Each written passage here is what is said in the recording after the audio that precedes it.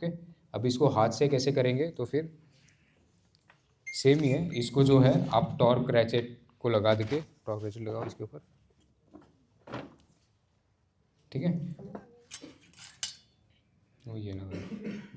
सो इसको torque ratchet से लगा के फिर जो भी आपकी ऑस्टियोटोमी होगी उसमें आप प्रॉपरली प्लेस कर सकते हैं, ठीक है।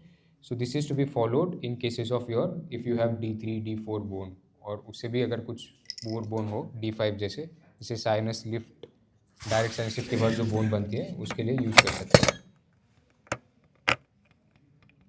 ठीक है। आ रहा है नहीं, ये ह्यूमन बोन के लिए, ठीक है। सो अगर आपको मान के चले कि 4.2 का इम्प्लांट लगाना हो, ठीक है, तो आप इनिशियली सीक्वेंस फॉलो करेंगे अपना नॉर्मल जो ड्रिलिंग प्रोटोकॉल है उसके अकॉर्डिंग। अब आप मतलब D2 D3 बोन है तो फिर यूज़ तो कर ही सकते हैं नॉर्मल ड्रिलिंग सीक्वेंस, लेकिन कभी कभी हम लोग को पता चल जाता है कि अभी जो है कि ज़्यादा ओवर ड्रिल हो रहा है, ठीक है, तो ऐसे केसेस में आप ऑस्टियो कंडेंसेशन वाले ड्रिल यूज़ कर सकते हो। मान के चले कि आपने 3 तक कर लिया है ड्रिलिंग, ठीक है, 2.8 3.2 तक ड्रिलिंग कर लिया है, और आपको अगर लगाना हो 4.2 का इम्प्लांट, लेकिन जो ड्रिलिंग है वो थोड़ा सा इनिशियल स्टेज में हमसे ज़्यादा हो जाती है, तो वो सब अवॉइड करने के लिए आप एक 3.8 से या फिर 3.4 से एक्सपांड करना शुरू कर सकते हैं। 3.4 का एक्सपांडर लेंगे, ठीक है, उसको ऑस्टियोटोमी में जितना आपको डालना है उतना डाल सकते हैं। जैसे इसमें जो है ये जो थ्रेड्स है ये 15 mm के थ्रेड्स है, ठीक है, तो अगर आपको 10 mm की ऑस्टियोटोमी करनी हो तो आपको ऊपर से 4 से 5 थ्रेड छोड़ने पड़ेंगे, ठीक है, तो आपको रिवर्स में काउंट करना है, जैसे 1 2 3 4, ठीक है।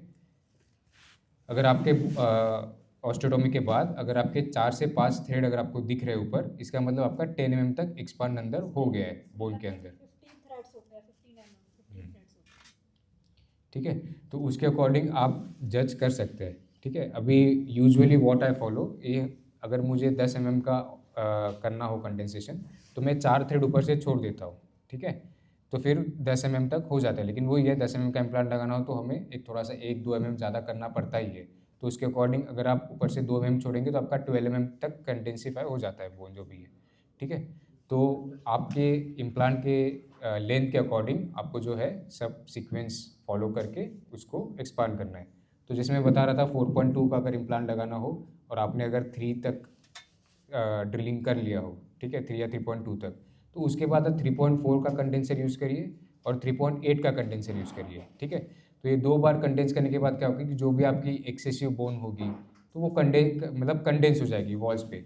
Condenser what it is doing, instead of removing the bone, जो भी आपके ऑस्टियोटोमी में बोन है उसको साइड में पुश कर देता है, ठीक है। सो पुश कर देता है तो क्या होता है, आपका बोन इम्प्लांट कॉन्टैक्ट जो है वो बढ़ जाता है, ठीक है।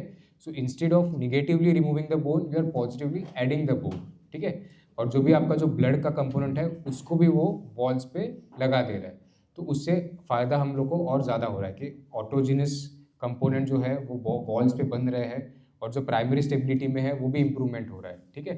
तो that's why we what I usually follow is drilling plus condensation, दोनों भी करेंगे तो फिर टॉर्क भी अच्छा आता है, इम्प्लांट स्टेबल भी अच्छा होता है और फेल होने के चांसेस भी कम होते हैं, क्योंकि आप ऑलरेडी उसका जो है BI मतलब बोन इम्प्लांट कॉन्टैक्ट बढ़ा रहे हैं इंस्टेड ऑफ रिड्यूसिंग, ठीक है।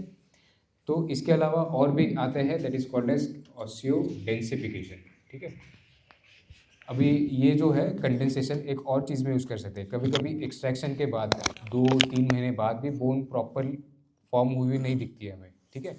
तो in such cases instead of doing drilling protocol you can start with this condensation.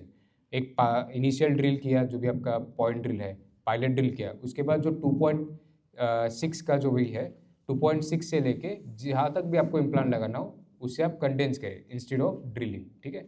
That will also give you a good quality of bone and good torque in future.